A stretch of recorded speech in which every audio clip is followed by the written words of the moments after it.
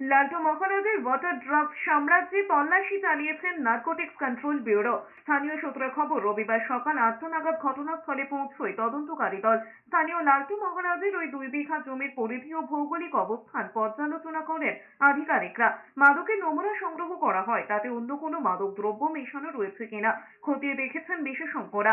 গত শুক্রবার বিশ্বস্ত সূত্রে বিএসএফ এর কাছে খবর আসে, নদিয়ার কৃষ্ণগঞ্জ থানা এলাকার নঘাতা গ্রামে একটি বাগানে ভূগর্ভস্থ বাংকার তৈরি করে কোটি কোটি টাকার মাদক লুকিয়ে রাখা হয়েছে। খবর পেয়ে নির্দিষ্ট বাগানে তল্লাশি শুরু করে বিএসএফ। খবর দেওয়া হয় পুলিশে। শুক্রবার রাত পর্যন্ত বাগানে তল্লাশি চালিয়ে উদ্ধার হয় 3টি বাংকার। তল্লাশিতে মিলে প্রচুর পরিমাণে নিষিদ্ধ কাশের সিরাপ, পেনিসিলিন। এটা পাচারের কাজে ব্যবহৃত হতো। এই বাংকারগুলো এই ধরনের মনে হচ্ছে পাচারের কাজে ব্যবহৃত হতো এবং পাওয়া গেছে এতে পাচারের যে চক্র চলে সেই চক্র অনেকটা হলেও কিছুটা হলেও নিয়ন্ত্রিত হবে বলে আমার মনে হয়।